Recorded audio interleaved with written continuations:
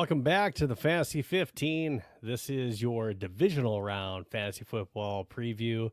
I got Ryan Jones with me today, and then we also have a new member of our fantasy football team, and that is Mark Anderson. So he is going to be a staff contributor to us, joining us on some podcasts here and there, and then also writing for us on our new website. So fantasy15football.com.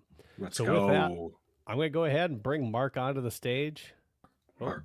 I don't want to get rid of you. I got to bring on Mark. There we are. Damn, just got fired. Mark, Sorry, Ryan. Mark, welcome to the team. And how are we doing tonight? Thank you. I am very excited. I am doing awesome. Really excited to be a part of this. Now, Mark's joined me on some other podcasts that I'm doing with Vikings Playbook before, and I appreciate you doing that. So I'm really excited to have Mark joining us here as well with the Fantasy 15 staff. So just awesome to have you. He's not only a Vikings super fan, but he is also all about fantasy football. And I guess you could say you're a fantasy football super fan. You're in how many leagues this year? I'm down to 8. Down to 8. So that's a lot of leagues. Yeah. So Mark he dabbles. I dabble a little bit in fantasy football. So I've been telling people I've been doing fantasy football before it was on the internet. We were doing it by paper and spreadsheets. Well, going through the paper on Monday morning, pulling stats out. Well, we're definitely excited to have you. So thanks for joining us, Mark. And now for the divisional playoffs. You're just gonna bury the lead. He's a fellow Floridian, baby. Let's go. That's true. I now have You're outnumbered. Floridians on both sides of me. Let's go. Floridians on both sides of me. That you were from the area, so we were all from the same area at one time. But now we got Ryan with us today, and with Mark, we did our first picks together last week, and just taking a look at how those went last week. Now, we were all in lockstep with Rams and Panthers. That almost went sideways for us. And again, Ryan knows how unlucky I am whenever I bet against the Panthers, especially when they're at home. It usually bites me in the butt. We were all in lockstep with that one. We got it right. We all got it right on the Chicago Bears as well. That was another nail biter that it looked like we were all going to get that. Oh, I thought we were cooked. Yeah. So that game was a crazy ending to it. And then we get into Bills Jaguars. That one, another nail biter. I thought I was going to get the upset win. And that one, it looked good for me. But then the Jaguars botched that one. So Bills get the victory. And then this is where we started varying a little bit. So Niners get the win over the Eagles. Really the stinker of a game, if you will. The Chargers, Patriots. The Patriots absolutely handled the Chargers. Any of you guys want to comment on that game at all? Well, I mean, I just kind of showed young quarterbacks. Drake May, his first playoff start, came out the gates pretty rough, but he kind of settled in as you saw in the second half, and the Patriots were able to put him away. The Chargers, I mean, I hate to say it because it's just sounds like everyone else who talks about the Chargers, but just the same thing every year for them, and it stinks because Justin Herbert is so good. And look, they had the worst offensive line in the league, and it wasn't really even close. Nobody's really winning in the playoffs behind a bad O-line. We've seen that firsthand as Vikings fans. So Justin Herbert, they were just teeing off. There was nothing he could do. I mean, he didn't have any time to throw the ball. I mean, I give him a lot of credit for sticking in there, taking the hits like he did, and trying to deliver what he could. But, props to the Patriots. And now we're going to have to watch another dominant Patriots quarterback for the next 20 years. And we'll go through some more of these players, but specifically this game. So in this game, Keenan Allen, was this his last game? I mean, I didn't hear anything of him retiring, But is he planning to come back next year and play another season? He had a decent season, but for his age, is he planning to come back again? I mean, he's going into his 10th year. He's drafted in 2013. So sorry, he's going into his 13th year next year. Is Keenan Allen going to play another year? We see Adam Thielen retiring after his 13th year. Is he going to continue? I think he retires. I think he just doesn't have enough left in the tank. I mean, I thought that this season was his last hurrah, but I hadn't seen anything saying that, hey, he's done. So I mean, if you're it's kind of like the NFL with wide receivers. I feel like the NFL determines when you retire. Yes. And I think that's kind of what happened to Thielen, whether he wants to admit it or not. But he wasn't playing. He felt like he should have been part of a more winning culture, and so he tried to get out of Carolina back to Minnesota. And then, I mean, no offense to Adam Thielen, but Minnesota's got a solid wide receiving core. Like, who are you going to start over? Naylor, Addison, or Jefferson? No, I don't think so. So yeah, he just wasn't playing much. And then you go to Pittsburgh to finish out the season, but like nobody's like getting on the horn trying to bring in a aging mid 30-year-old wide receiver. So I think he retires if no one wants him. So in these games last week, we got this finish our last one. Our last one we had Texans and the Pittsburgh Steelers. And I just want to focus on these slate of games. Let's focus on fantasy impact from the teams that aren't going to make it, because we're going to talk about those teams here coming up next for this divisional slate of games. But let's go on to the Steelers. When we talk about the Steelers and impact, Aaron Rodgers, is he worth holding on in fantasy? I think he's at least a hold yet until we know for sure that he's retiring. We're going to have a new head coach with the Steelers, but I think he maybe hangs it up depending on who ends up being the Steelers coach there. But I mean, it doesn't hurt you if you're in a dynasty league to hold on to him for now. Yeah, hang on to him. I don't know that he'll go back to Pittsburgh. He may go play somewhere else depending on the coach. And is Miami looking for somebody? You give them an offensive coach in Miami, and you got some receivers there, and some that he can throw to, decent running back in there. Maybe there's something in that spot.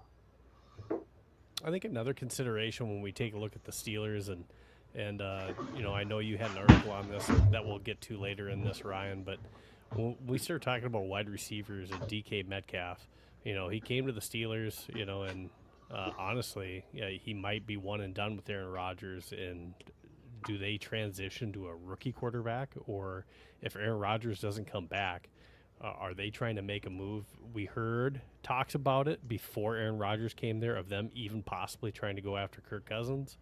What type of a move do we see the Steelers try to make, and just what is the impact? Not just at least this is way too early because we don't know the quarterback situation, but just looking at DK Metcalf, is he somebody that you want to hold on to, or is he somebody, if you could possibly make a move, maybe trade because of an uncertain situation at quarterback? I think I would trade him just based on his performance this year, and he kind of proved the type of player he is. He's either got to catch a slant that he's at full speed, full stride, or he's got to catch that go ball. And if those plays aren't there for him, he's not much of a threat on the field to other defensive backs. He's super fast and super powerful when he gets the ball. The problem is he doesn't run good routes, and he knows how to run slants and go balls. Mm-hmm. Yeah, no, you're not wrong there at all. Just taking a look at the situation with what happened this year. I don't want to say he had an amazing connection with Aaron Rodgers, but even with Aaron Rodgers this year, it's not like he had a breakout amazing year. Not at all. Very strategic. Not at all. I mean, look at Seattle's offense since he's left. I mean, this past year, their offense improved. So, I mean, that kind of tells you everything you need to know right there, as far as who DK Metcalf is as a player. I mean, does he have a role in an offense somewhere? Sure, but is he someone that you should be, like trying to acquire in your fantasy football lineup or dynasty league, especially? No, I don't think so. Now, before we get in to the Eagles, I should go back to the Chargers and just one that, a running back that people held much of the year because Omari and Hampton was down, Kamani Vidal. Does he have value to hold on as a handcuff going this next year? And I'd have to look contract-wise, but, is he potentially on a new team to where he's in a better position to still be somebody that you want to hold on to in deeper leagues? I would hold on to him as a handcuff. If he, if I had Hampton, and I'd keep him as a handcuff because my bench is deep enough. But if he went to another team, and it kind of depends on where that team lands and what they already have in front of him for running backs. He's that good change of pace. Come in, get you the hard yards sometimes. But I don't know that I wouldn't keep him other than maybe a handcuff if I got a deep enough bench. And all these moves that we talk about at this point, you're going to want to wait to see how some of this stuff plays out, how some of the free agency period is going to turn out, and the draft. Because that's going to affect your depth charts and where certain players are going. There could be trades made yet. We don't know. So this is just way too early looks at some of this. All right, so let's take a look at the Eagles. So when we take a look at the Eagles, I think questions, they fired their offensive coordinator, Kevin Petula. So now you're in a situation that we saw throughout the year, especially when we talk about A.J. Brown, where, he's maybe not on this team next year, and he's probably somewhere else. Now, A.J. Brown holders, fantasy owners, if we're looking at A.J. Brown, do we want to try to move him even before? Because we don't know where he's going to end up. I would want to say it's less than a 50% chance he remains with the Eagles at this point. That's just my gut feeling based on, the Eagles probably don't want to deal with that constant distraction week in, week out of, when it's not going well in games. As long as he's getting the ball, he's happy. But even if they're winning games, it seems like you have the sideshow of he's complaining because they're not winning games with him getting the ball. It seems like unless that's the scenario, he's not happy. Let me just break news here. He's not going to be an Eagle next year. There's no way. We all saw what happened this season. Yeah. Having said that, even if he did somehow stay on that team or whatever team he goes to, he is a talent and he belongs on a fantasy football starting roster. For sure. So there's no doubt in that. Now with the Eagles, I think you're going to see maybe a Mike McDaniel or some other offensive mind come in and then be right back to a Super Bowl caliber offense where they know they have the best running back in the NFL. And it's going to feature a lot of Saquon Barkley. So look for them to beef up that O-line a little bit more. If Lane Johnson retires, that might make a huge difference with this offense. But I just think that Kevin Petula was probably the worst offensive coordinator I've ever seen in my life. And when you have that much talent as an offense and you can't move the ball, and I know Jalen Hurts isn't like this great quarterback. I'm a Jalen Hurts certified hater. I don't think he's very good. But even saying that, he won a Super Bowl because of the talent around him. And Kevin Petula didn't know what to do with that. So it can only go up for the Eagles offense. And they have a secret weapon in Howie who knows how to draft better than any GM in the NFL. Now, with that, and I know you're a big Saquon guy, but does Saquon take a step back in the right direction performance-wise next year? We don't know who the offensive coordinator, but you have to believe that whoever comes in there is gonna try to get that guy the ball and get him back on track, right? Yes. So yeah, 100%. Anyone's better than Petula. Petula's terrible offensive coordinator. now I forgot to mention this at the beginning of the show. If you're following us on YouTube and X and you have any questions for either myself, Ryan, and Mark, go ahead and put your comments on YouTube and X. We'll go ahead and read them live as we're going through this. So if for some reason you're playing some leagues and you're trying to set up a lineup on fantasy, go ahead and shoot it our way, and we'll try to help you out best we possibly can. All right, so moving on. Buffalo versus the Jaguars. So when we talk about the Jaguars, they ended up taking the loss. So, Lawrence had an amazing year. And to me, he's definitely stock up. Now, going into next year, is he somebody, because he had such an unbelievable year to end the season? Now, he doesn't have the track record of playing like that. Is he maybe somebody that you say his value is never going to be as high as it is right now, and I trade him, or is he somebody that you hold? Mark, I'll let you go first. That's a real question, because he's never had this much value. I as a guy who drafted him in a dynasty league, and was disappointed for too many years, I'm jaded with him, and I'd go trade him. He's had my one good year. Trade him while he's hot. But that's a jaded view of the guy who drafted him as a rookie, going, I got my dynasty quarterback. And that was after I also drafted Andrew Luck in that same league, and then he retired early. So I think I was just jinxed on quarterbacks. But now, of course, I got rid of him in that league, and then he finally has a good year. So I personally am doing the sell high on him. But that's the jaded view of it. and Mark, you said exactly what it has been, though. Every year, he's disappointed you as a quarterback. The potential's there. This is the first year that he's actually lived up to the hype, and we could say exceeded the hype. But I will say, his new coach, Cohen, being down here in Florida, you got to see what he did with Tampa right?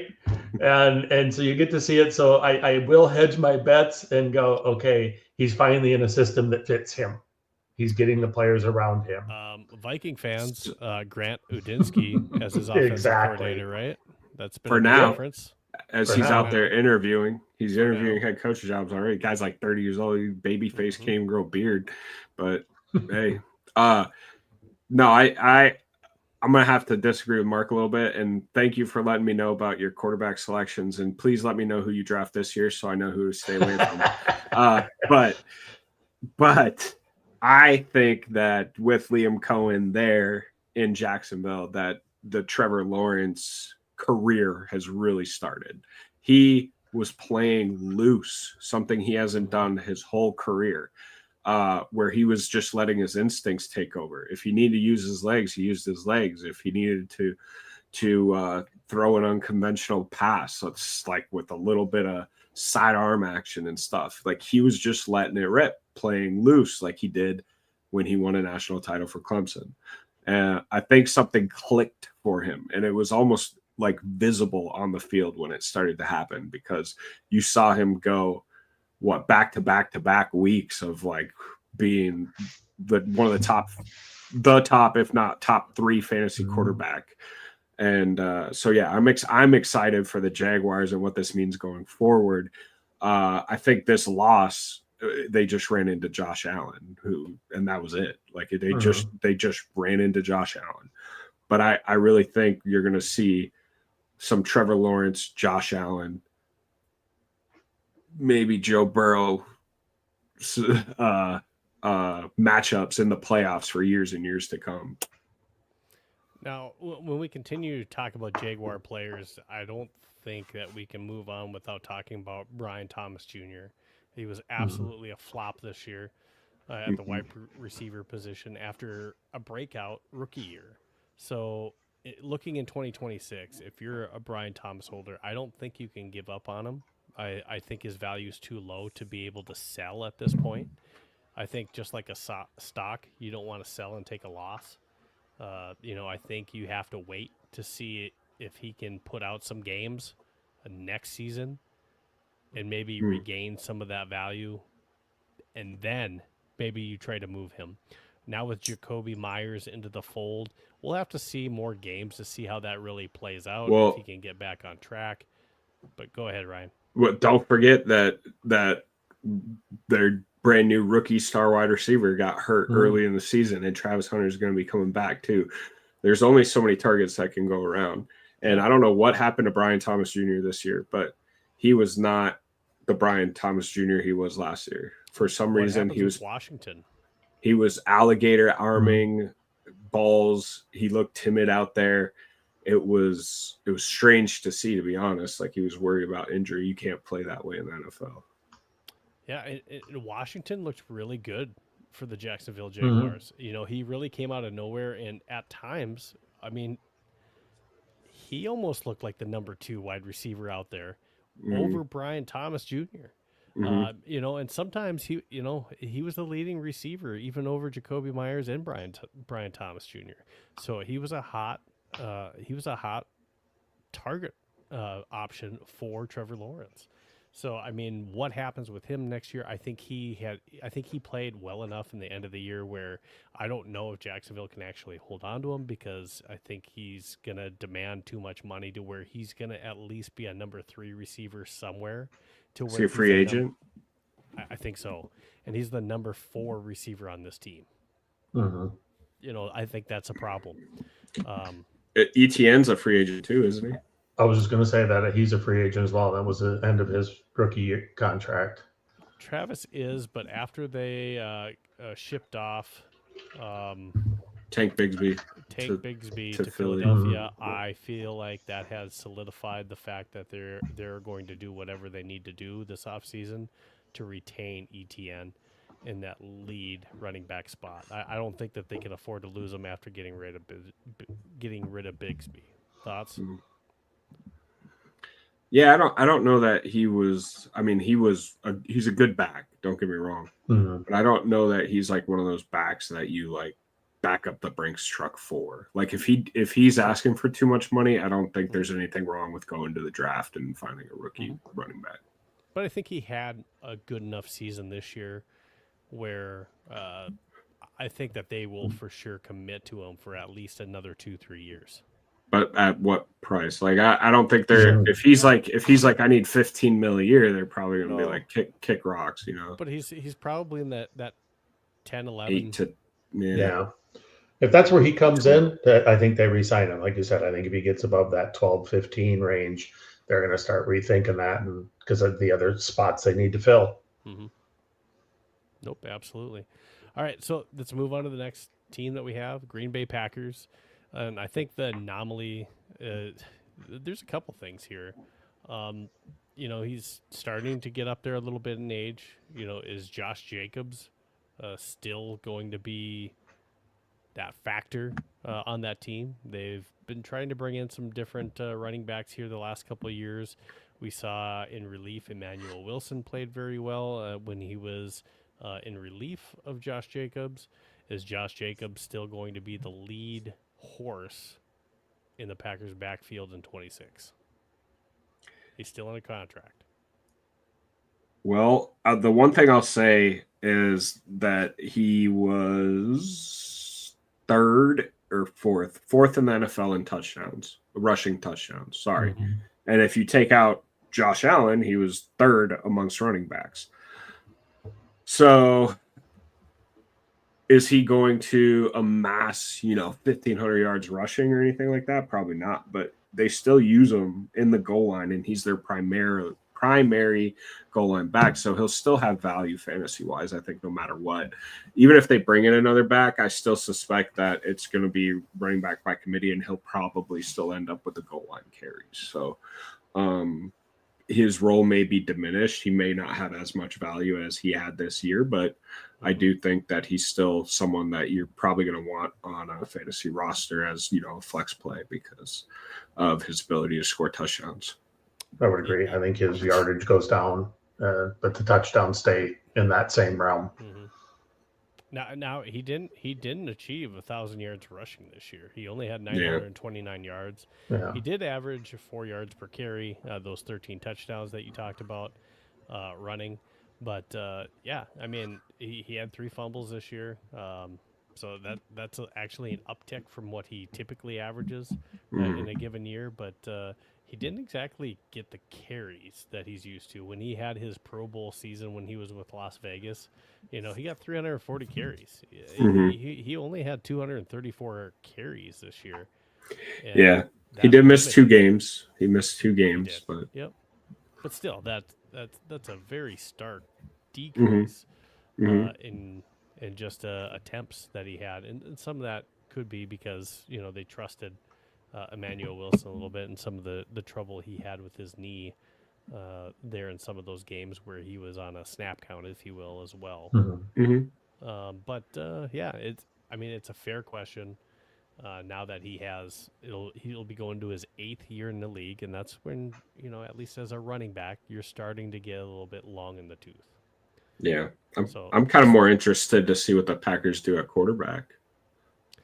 I don't think that they move off of Jordan Love. I If that's know. what you're I'm you're saying, trolling.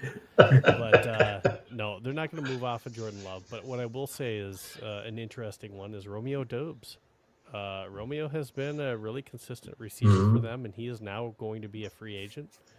And I think, just with the type of team that the Packers are, and I'm not saying he doesn't want to be on the Packers, but you don't know who's going to be the guy on a given week. And I think he wants to go somewhere where he can be at least the number 2 guy, the no doubt number 2 Mhm. guy. Mhm. Whereas he's anywhere from, the number 2 to the number 4 guy, depending on the week in Green Mhm. Bay. Yeah. And, Well, and I think and because he he's a free agent, he might be somebody that I want to try to get on my team in a trade in the offseason. yeah. Yeah, Packers wide receivers remain to be uh an area of frustration for fantasy owners. Uh Absolutely. because you Mhm. just can't tell. You're And guessing. Romeo Dobbs was the top Packer receiver, still only 724 yards receiving. Um, so I mean, I don't know, 6 touchdowns. I don't know what his market's gonna be. Um, I could see him coming back to Green Bay just because he'll probably be on the cheaper side, and they don't, they just You they got don't have Dontavian, they and don't you have a still got lot of Jane money. Golden, Yeah, Watson. but they don't have a lot of money tied into those guys. That's the thing. Like none of it was Watson a first round pick? He was. Mhm. Okay, so my guess is they probably don't sign Watson after his 4th year. They don't pick up his option. And then I think they kind of liked a little more what they saw of Golden than they did Watson anyway. So But I mean, okay, he was a first year 2nd round pick. he did nothing all year except for that playoff game. He had his first touchdown, and he broke out with, I guess, 82 yards. We'll say as a breakout. Yeah, but So I'm just saying like what they'd have to pay Watson after a rookie deal. They'll probably just ride with Golden. I guess I shouldn't say that they liked what they saw better. I don't think that if I had to say who are they more likely to pay, Watson or Dobbs, I'm probably picking Dobbs. Dobbs is going to be considerably cheaper for sure, but when healthy on the field, when healthy, that's the When biggest thing, healthy. right? Yep. Right, but When healthy, Christian Watson has drops been really, touchdowns. yeah, absolutely. He's a machine, and fantasy wise, for the most part, if he's healthy, he is the number 1 on that team when healthy. Yeah, yeah. I don't know. He drops a lot of passes. I don't know. Packer fans don't like Watson all that much either. They like him when he's scoring touchdowns, right? Yep. Well, but he drops a lot. All right, so let's take a look at the Panthers. All right, so Bryce Young, it sounds like the Panthers are aiming to pick up his 5th-year option. Um, Bryce Young, I guess we can start there. What's your outlook on Bryce Young the year that he had? I mean, I would say, obviously they got into the playoffs. They almost beat the Rams. I mean, successful season, sure, but in fantasy terms, when we talk about Bryce Young, what's your outlook, especially if you're a fantasy football? Now, we did see Jalen Coker, which I think, wow. I mean, I want Jalen Coker on my team because he really looks like he is now cemented his wide receiver 2 position for sure in some Well, big games. But does I'll that tell you now what, make he made the Vikings look stupid, giving up what they gave up to get Adam Thielen, and the Panther fans were sitting there being like, "We got Coker, Jalen dude." Coker? Yeah, but I mean, if you're a Bryce Young holder, now that you see Jalen Coker kind of come into his own, and with Ted McMillan, is Bryce Young's stock still a good stock to hold? Yes, I'm a buy low on him still. I mean, he's not going to be that top player, but it is somebody that I'm going to start targeting to look at for long term, right? As my backup, right? He may not be my number one, but when you're looking at him as like he's still young, he's learning, he's growing, and he got a lot better this year, and you could see that growth. So that would be somebody I am looking to target, in a dynasty, like, hey, I want to put him out there and leave him on my bench, this year and let him prove himself one more year. Yeah. I think the culture that Canales is building in Carolina is one where the team has to learn how to win. They're just not used to it, and there were moments this year where they really flashed, and they beat teams like the Rams, and they had some pretty amazing wins this year when they were underdogs. And that being said, I think that they're building a winning culture, and I think that that's only going to help the Bryce Young stock. So I think Bryce Young is someone that you could see, if not like a 4,500 yard season, but a guy who could throw upper 20s touchdowns and low double digits interceptions, something like that. So another player on this team. We talked about Jalen Coker, obviously. He's somebody that should buy high. I think Ted McMillan had a great season as well too for his rookie Insane campaign. season. Now, I think the most intriguing person on this team because of the contract situation is Rico Dowdle. He signed a 1-year contract next year, so he's going to be a free agent. And we saw what the Panthers did here late in the year, where they leaned towards, because they signed that big 4-year deal in the offseason before this year with Chuba Hubbard. So they seem very committed to Chuba Hubbard more than they are Rico Dowdle. So Rico is probably going to be looking for a starting spot and starting money somewhere else, not with the Panthers next year. And that's my opinion, is he's going to be somewhere else. Where that somewhere else could be, we'll see. But Rico Dowdle, what are your thoughts there? Obviously, he had a huge season when Chuba got hurt, and he was the premier back. But once Chuba came back and it was 50-50, we saw those numbers, really kind of nosedive. Go ahead, Mark, and I'll chime in. I was going to say, he flashed. He's a prove it to me. He's been there before. We've seen the flashes, but I don't see the longevity. I don't trust him to be a number one back. Do I trust him in a timeshare? Yeah, as kind of that. Does he have enough to carry it full as a number one back? I don't think so. So it's not somebody I would really target. Looking at a flex, those sort of things, because then he'll flash on those weeks. And you hope you have him in your starting lineup. Because of what happened and occurred in the regular season, let's just say that a Breece Hall gets traded and Rico Dowdle ends up with the Jets. Let's just say a team like that. Because they're, that's the talk is Breece Hall is not going to be with the Jets. Yeah. Well, so here's the I guess negative thing for Dowdle going into this offseason as a free agent. The free agent running back class is deep this year. Here's just an idea of who's a free agent running back. Travis Etienne, we already talked about. Javonte Williams, Breece Hall, Nick Chubb, Rico Dowdle, Kenneth Walker, J.K. Dobbins, all free agent running backs. Yeah. So on that list, where does he fall?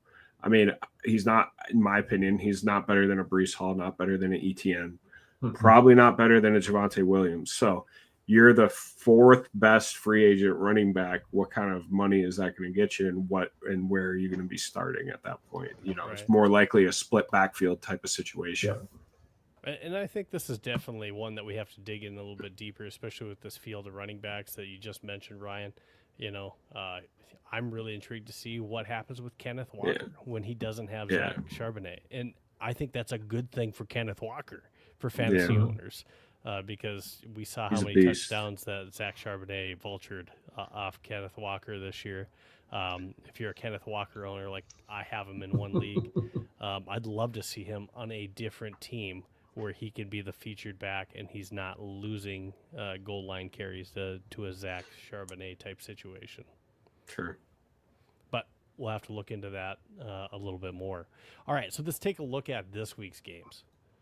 So when we take a look at this week's games, these were our picks. We were a little bit different on this one when we take a look at Buffalo and Broncos, and we could break this one down a little bit. And let's just start off with one game at a time. But Buffalo, Denver, it's at Denver, and both Mark and I are taking the Broncos in this one. Ryan, you're taking Buffalo. I think this is one of those games where I think I could have went either way with it.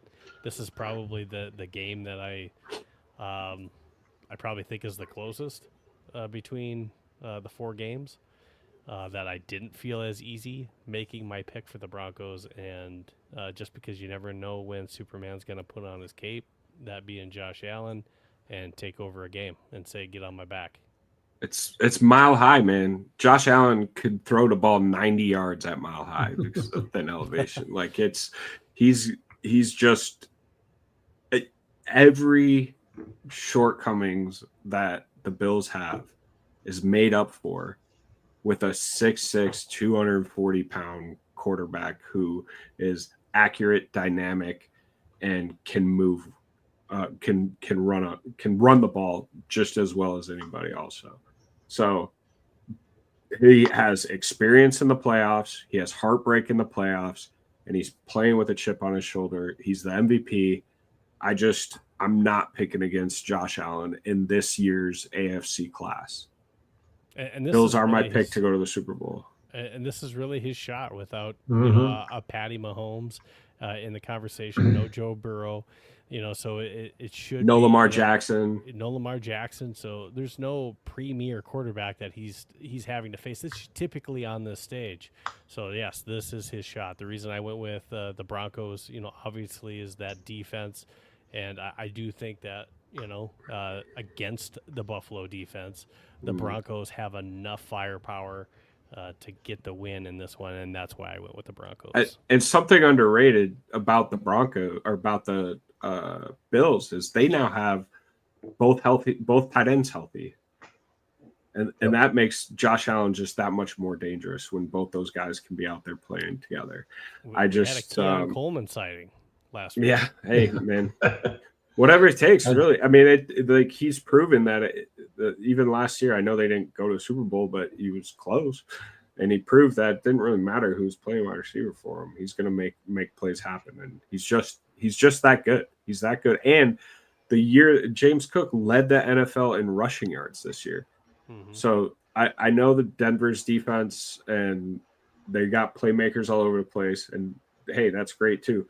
But Tre'Davious White's playing out of his mind for the Bills right now. He had an insane game last week, and I think he can take away Sutton away from Bo Nix, who has never played an NFL playoff game, I guess he did play one last year, right? But he kind of pissed down his leg in that. I don't remember what happened, but he's Bo Nix, man. I watched him play enough at Auburn to know what he's gonna do. I trust Josh Allen way more than Bo Nix. That's what this ultimately boiled down to. I know Denver's defense, but yeah, I agree with you. It was a very hard pick as well. We're actually headed to Arizona for the weekend, and we'll be sitting with Bills fans watching this game. So if they see this and I pick the Broncos, whoops. But it was totally the Broncos at home, and that defense. And that was just that was the deciding factor. It was a little bit of a coin flip, and that was 100%. Josh Allen and Cook. But I think their defense can. I think their defense can keep Cook in check a little bit more, and then you're going to force Josh to win, which he can. We've seen it. Put the team on his back and go. But I think the Broncos eke this one out. And now, when we take a look at the next game, Niners versus Seahawks, I went with the Seahawks. We all did. And personally, when I take a look at this now, I heard reports Sam Darnold questionable. He's playing in this game, guys. Yeah. That's whatever. They're giving the excuse in case he pulls a game like he did last year. But the Niners are pretty banged up going into this one. They are very banged up. And that George Kittle injury was huge, and that's going to hurt them.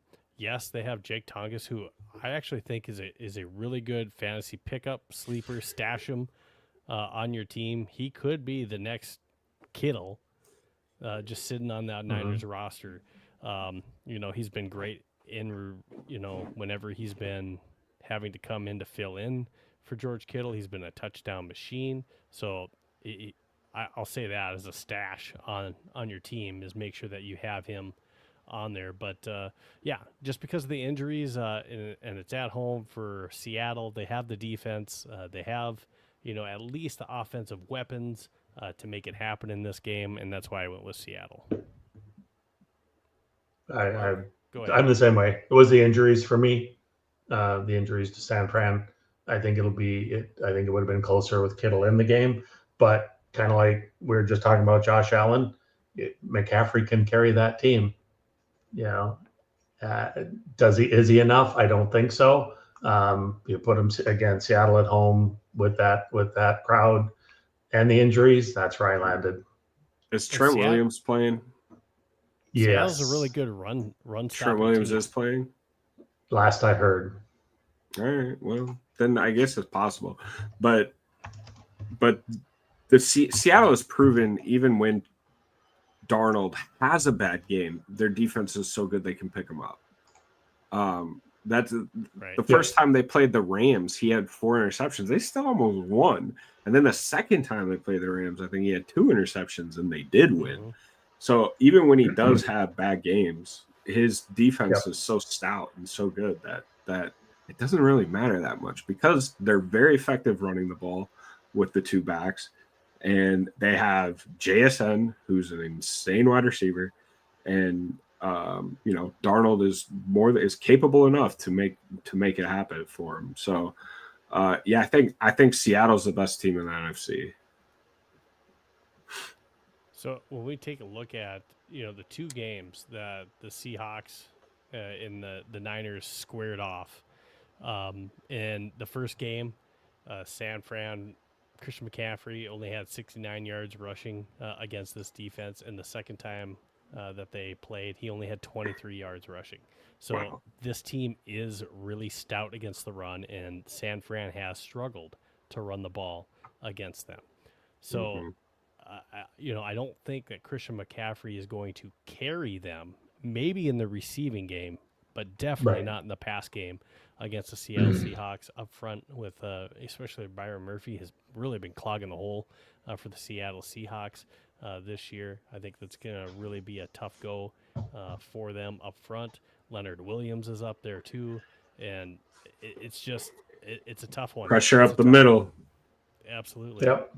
So that's why I went with the Seattle Seahawks. All right, so let's go ahead and take a look at their next game. And this one we had a little bit of difference on. Texans, which I think really strong defense that we saw. I just don't trust C.J. Stroud enough in that offense. It was 7-6 going into the fourth quarter against the Pittsburgh Steelers. It really took some big plays and a little bit of luck for them to break out in that fourth quarter. Other than that, it was really tight. and they will be going against a really solid offensive and defensive, almost somewhat of a clone type team that they're going to be facing with the New England Patriots, except for the fact I like New England's offense better than I like the Texans. I don't like their receiving core as well as I like the Texans, but their overall weapons, I trust the New England Patriots a little bit more than I trust the Texans. Brian, you want to go ahead and take the next one? Yeah, the Texans defense, I think, is an all-time defense. I'm talking 2000 Ravens type of defense. When you watch them play and you see Danielle Hunter and Anderson flying off the edges, and then in the secondary you got Derek Stingley Jr. I mean, come on. These guys can't be stopped. I mean, they're so fast. The whole defense is so fast. It's unbelievable. And they hit you too. They ain't just flying around. I don't know. I love watching this team play just because of the defense. CJ Stroud can take a knee on every play, and I think they could still win. So I'm not too worried about CJ Stroud. I think Drake May is going to be – I think Will Campbell's going to have a day that he'll soon want to forget, but will haunt him for the rest of his life. And I think Drake May is going to see a lot of the blades of grass on the turf. So for those reasons, I just can't pick against Houston in this game. It's their defense is too good. I mean, I don't know. I can't remember the last defense I saw that was this good. I'm right up there with you. I'm putting them they're in a Super Bowl contender just because of that defense. Stroud had an off game. The center had a bad game. I think they're practicing that snap all week long. That's it. You take away those fumbles and those bad snaps. You're like, okay, he has a shot at some different plays. But that defense, they're just playing lights out. It's hard to pick against that defense right now. So I think they will make Drake May start running around a little bit more than he's used to. And really force him into running more than he wants to. All right. I'll tell you what, if Drake May beats this Houston team, we're gonna have a serious problem on our hands for many years to come. All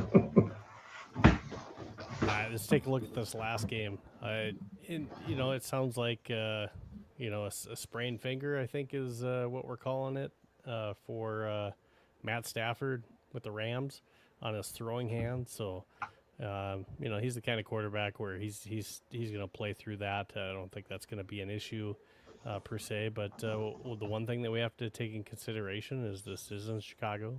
It is going to be a cold one in Chicago, so weather could impact a little bit. Is LA able to play in the elements with this team? Now, Matt Stafford's able, he's played in the NFC North for many years. I don't think that's going to be an issue trying to play in Chicago himself, but the team as a whole, that's going to be a little bit of a difference playing Chicago in the wintertime in the playoffs.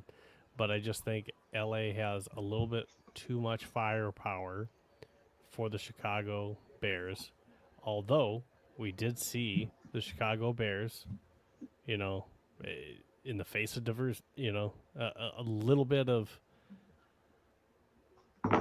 what do we want to say? Magic. They were facing a 21-3 deficit, so they were facing a heck of a deficit, and they were able to come back from that. Now, some of that is the Packers shooting themselves in the foot, but LA has a really good defense. I would say a top 10 defense to go with a top 5 offense. And I think that is going to be the challenge for the Chicago Bears, is if they can keep up with that. Yep, I would agree.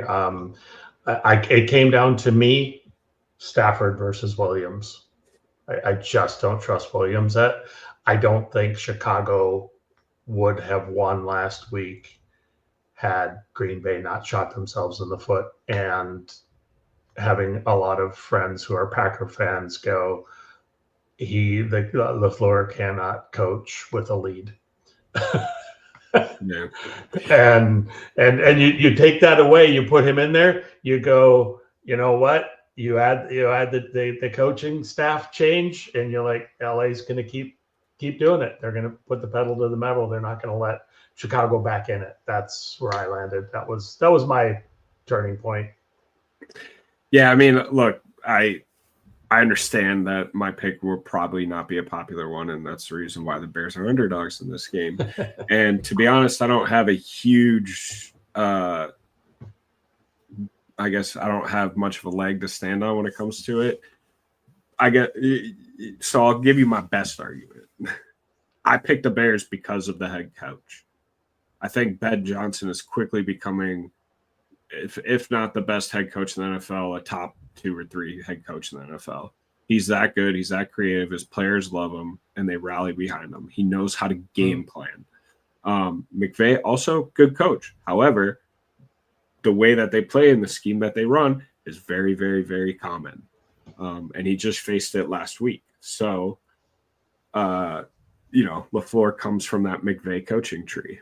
So does Kevin O'Connell. Mm-hmm. But I just think that the Bears have a little bit of magic this year. I think they're going to know that no matter what, they just gotta dig their nails in, and they have to fight for every single thing every single week. And they have a very opportunistic defense. And Stafford has shown in the last quarter of the season that he can be a little careless with the football. So a couple turnovers, and I think the Bears are right there in this game. No problem. And with that, I kind of like Ben Johnson being able to coach with his back against the wall. All right. Well, that's our picks that we have for this week. I got to give it up to Mark. Mark, let me get rid of the banner there. Mark went 6-0. You're undefeated so far in your playoff picks. Ryan and I both went 5-1, so we're trying to gain a game on you this week. So we'll see how it goes. Ryan needs you to have the Broncos lose, and I need to see the Texans go down in order to catch one on you. So that's kind of where we stand going into this week's divisional round rankings. I kind of want to move into a couple articles that you guys wrote this week that we'll jump into, just some players for you guys to take a look at. And you wrote on this. This was your first one for fantasy15football.com. Go ahead and check it out if you haven't already. The Dynasty League, 5 players for you to sell high in the offseason, and I'll let you cover this for the 5 that you have, Mark. All right, thanks. You're going to see some big names up here. Christian McCaffrey, if I can even talk this late in the night. Amazing, right? Amazing back. Part of the reason he had that off year, but he came back and had a good year. Age is going to catch up to him, right? It catches up to all the running backs. So after the good year he's in the playoffs. He's had some good games. I guess kind of go. It's really kind of time to kind of go and get some draft picks. See what you can get to break down and get him out there. Tyreek Hill, speed guy, but what's going to happen with the quarterback? Who's the coach? What's the scheme going to be? Is he more just that, like we talked about with DK Metcalf? Is he just the speed guy, right? Is he situational? And again, big name. People love to pick him up. Go there. Lamar Jackson, while I say he's still on the high list because he's Lamar Jackson and you got that name to him, he's also just had an off year, right, with injuries and coaching changes. So again, you go, what's going to be that scheme where he's coming in? Are they going to put him in that spot? Is he that where he's now starting to go down because of his style and the running and whatever? Did he kind of hit that spot with the injuries? So you kind of go, all right, it's time to move on, from a Lamar Jackson, from my perspective. Puka was a tough one to put on here. But that's what you need when you're looking to sell high. Put that name out there. Man, you can get, a couple of draft picks, really high draft picks. You get a player or two thrown in there. You can really turn around that team that's sort of in the middle ground of a dynasty league. And you're giving up, maybe you're one good player, but you're gaining, some draft picks, high draft picks, those sort of things that can really get you next year, right? Maybe not this year, but next year. It's tough to give up on Puka Nacua, but it's sort of the same thing, right? Where are you at? What's going to happen with him? He's kind of been up and down. I would hate to give him up, but it was just kind of a name I put in there to throw things, make it interesting in that list. CJ Stroud, we talked a little bit about how the game he had last week. This article was written before the game, and some of the struggles that he had. But again, your valuation on a quarterback sometimes happens when that team hits the playoffs, right? The defense is bringing him, but you think CJ Stroud was the quarterback, so you're going to get a little more up value to him because the team is in the playoffs, right? They won a round.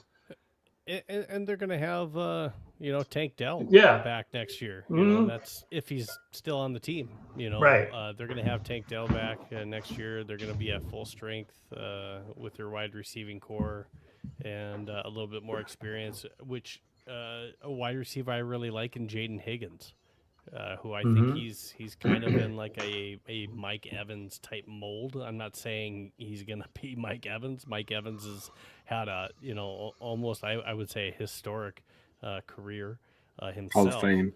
Hall of Fame. But he's in that mold as far as being that big wide receiver that's a touchdown target in the red zone. And that's what I think Jaden Higgins can be. He's that guy that you want to just throw up the ball like Mike Evans. He's 6'5", and he's going to go out jump whoever it is, and he's going to be that guy to get the ball. So I like C.J. Stroud next year better than I like him this year. I agree, which is part of the reason you sell him, because you've got that intrigue. You can get some value back out of him. Mm-hmm. The only one, I agree with you on selling. I just don't know if it's high right now. Is Tyreek Hill? I think Tyreek's stock is a little bit low. He's going to be 33. I think until he gets a couple of games under his belt, and depending on where he lands, if he's back with like a Kansas City type situation with a good quarterback, I think then his value goes back up. But I think he's got to get some games under his belt, and then he's a player that I'm looking to sell in a dynasty league as soon as he has some value. Yep. And that's a little bit why I added him to my list now, is he still has name value, and everybody's like, oh, well, it's Tua's fault, right? Because they benched him. And so that was part of the reason I put him up there for this one. All right, so Ryan, you had a way too early look into the 2026 wide receiver rankings. I'll let you go ahead and talk us through some of your wide receivers and why you put them on here. Yeah. These are my fantasy picks, my top 15 going into 2026. And the reason why this is way too early is because obviously we don't know who gets traded, who's where, what coaches are in place, and what's going to happen in the draft. So it's way too early picks because we like lists as human beings. And Jamar Chase, I think, you gotta assume Joe Burrow's going to be healthy. Joe Burrow's healthy. Jamar Chase, number one wide receiver. Puka Nacua, as long as Matt Stafford's the quarterback there, Puka showed that he is a target machine, yards machine, touchdown machine. Although Devontae kind of took a few away from him, but that's what. You like some Puka. I do like me some Puka, but I have a question for you. So now that we're talking about, you said as long as Matt Stafford comes back. Now, I do think he's back, but if LA were to win a Super Bowl, I think Matt Stafford steps away. Yeah, the problem is the Bears are going to win this weekend, so it's not really. Double it down. Thoughts on that? I mean, if both of you guys had to take a bet, look at Elway, man. He won one, and he said, "You know what? Let's go win another one." So but I don't he's know. Already Matt Stafford's already won one. He's won one. He has. He could go out. He could go I think because he got one earlier. I don't know, man. MVP and a Super Bowl. Chances are, if he wins the Super Bowl, he's Super Bowl MVP. I don't know. I think he'd be hungry and want to come back for one more, but that's just my opinion. Even so, whoever's the freaking quarterback for the Rams, Puka's a freak, so he has the value. JSN had his breakout year, of course. It was it was awesome to watch, and Darnold absolutely loves him. So why not? Malik Neighbors. Okay, I made this list. Didn't know Harbaugh was going to be the coach. Now I know Harbaugh's the coach. I like it even more because I think the Giants are onto something with this Jackson Dart dude and some Cam Scatterboo in the backfield. And I just think that you're going to see a balanced offensive attack with a lot of play action deep shots to Malik Neighbors. So love it. St. Brown, I mean, there's some rumors about who's going to be the OC over there. Whoever it is, they got weapons all over the place. You have to one-on-one St. Brown in a lot of cases because you can't leave other guys open on the field because they're just you got Jamison Williams who runs a 2-second 40, and you got dudes all over the place on that offense, and so Amon-Ra is always going to have a chance to be open. So you got to have him on the list. I like CeeDee Lamb for Dallas because Dallas offense is dynamic, still very good, and he's still the number one wide receiver on that team.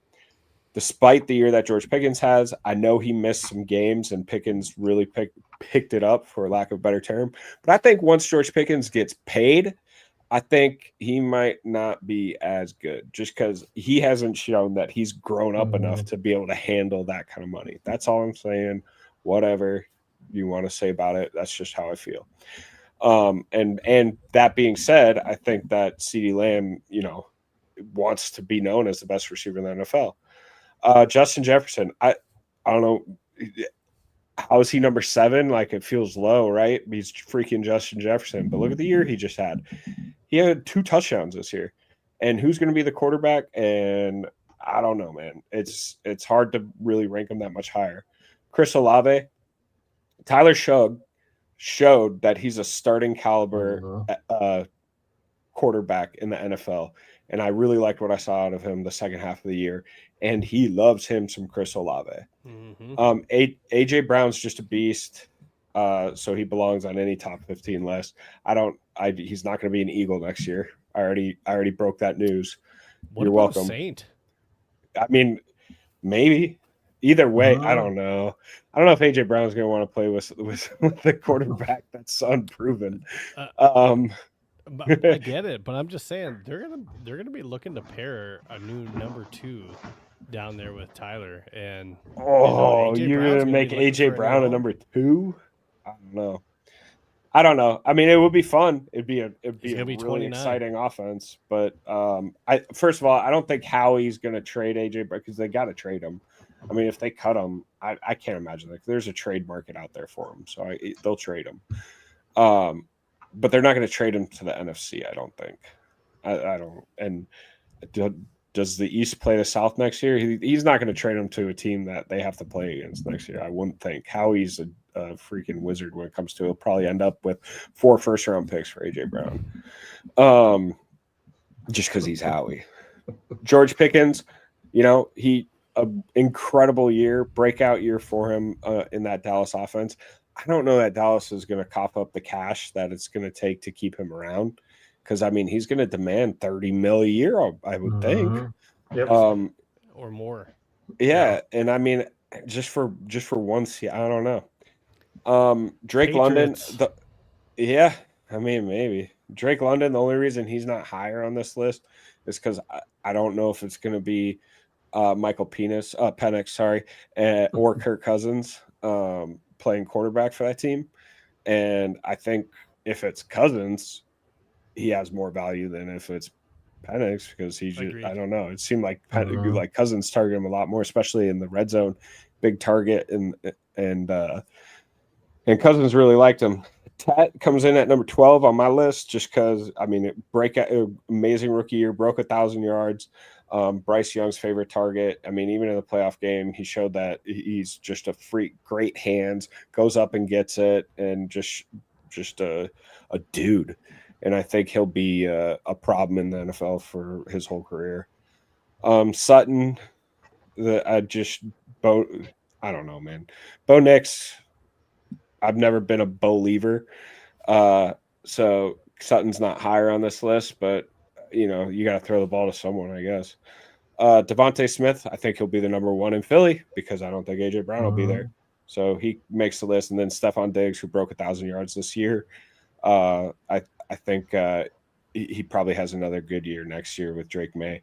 The only question mark with New England is if they bring in another receiver to pair with him, and then that takes away his targets because he is getting up there in age. So no Nico Collins on this list. That's the name I had of. That's only one. That's probably the biggest one that I'll say. I think Nico should have a spot on this list. And yeah, the only reason I mean, I'll be honest, he gets hurt too much. Fair. And then is there another wide receiver? Can we put Ibuka on this list? Or is Mike Evans still too much of a guy? I mean, Tampa Bay with the 3-headed monster.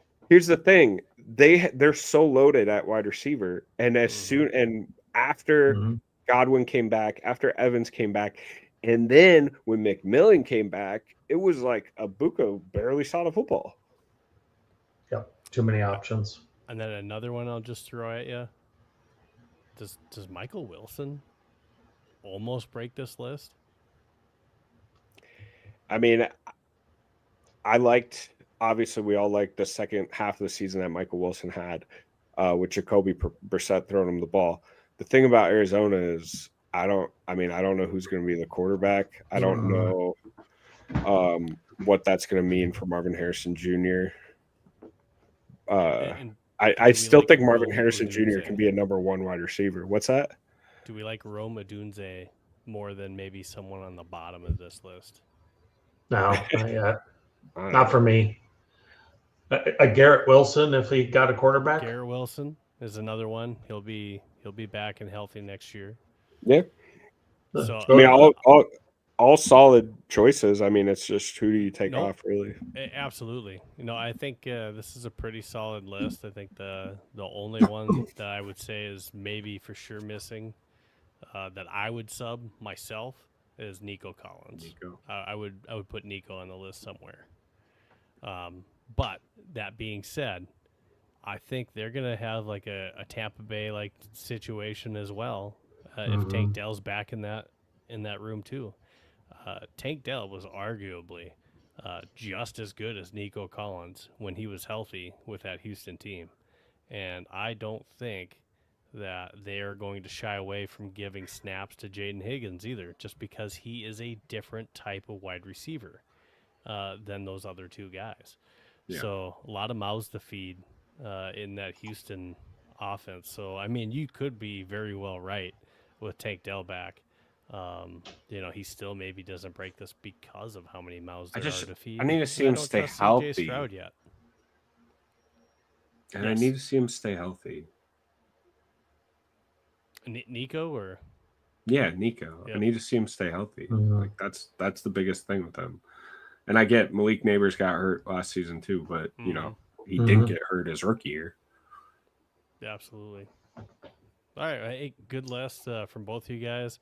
The one thing I will say to everyone else that's on here that's taking a look, make sure that you check out our Fantasy 15 football.com website, and we will have 2026 draft cheat sheets, so we'll have a draft kit for you guys, and if you haven't already checked it out, make sure you check out our Fantasy 15 fan chat community forum. This is an area where you can sit and start trade questions, share advice, and connect with other fellow fantasy football managers. Please go ahead, create an account on our website, start talking, conversing, maybe even trying to set up different fantasy football leagues within other managers on here that are looking to start other leagues. We will actually be looking to start up our own Fantasy 15 league for next season that will actually be featured on the podcast. So make sure that you stay tuned for that. So check out our website. Again, fantasy15football.com. If you're not already following us on X, on YouTube, make sure that you go ahead and do that. Fantasy 15 FB, and that's on X. Same thing for our YouTube. You can go ahead and follow us on Facebook, Instagram, TikTok, and then also, as always, after our podcast, we do upload these to Spotify as well. I just want to thank you guys so much. Mark, Ryan, any last thoughts that you guys have? No, listen, hey, coming down to the wire, football season's almost over. It's very sad. The one thing I'll say is January 19th in Miami, go Canes. As a Big Ten backer, I'll go with Indiana. Then, is this our tiebreaker? I think that's a good idea. Well, yeah. Do I get the points? Nope. Just head straight up. I'll go Indiana. Yeah, well, Indiana's favored by 8.5. What a pick! Oh, good job, guys. Way to go out on a limb. You're going Miami. So. Is it Miami because it's a home field? Yeah. No, it's Miami because of Malachi Toney and Ruben Bain. Yeah, I want to see the little guy. The little guy, even though they're favored, the little guy is Indiana. When's the last time Indiana's been relevant in football? So I'd like to see an Indiana Hoosier win in the championship, something that's a different name than a Ohio State, Michigan, Alabama, Clemson type school. So that would be, a good one to see, I think, in my book. But other than that, again, welcome to Mark Anderson on the Fantasy 15 team. I'm looking forward to it. We'll be doing podcasts all throughout the off season. Obviously, we'll pick up a little bit more around the draft and then free agency to try to help you guys with formulating, hey, what things are going to look like. And then obviously we're going to be ramping up back to our weekly schedule once we get closer to the fantasy football season, helping you with your your fantasy football, not only your selections, strategies, but again, we're going to help you with these different trade scenarios. So make sure that you get onto our website, fantasy15football.com, create an account. Make sure you can start conversing and asking us questions throughout the week. We appreciate it so much. Again, this is Fantasy 15. We're your source for fantasy football. Follow us on social media. For Mark, myself, and Ryan, thank you so much, and have a good weekend. Enjoy some football. Talk to you guys later.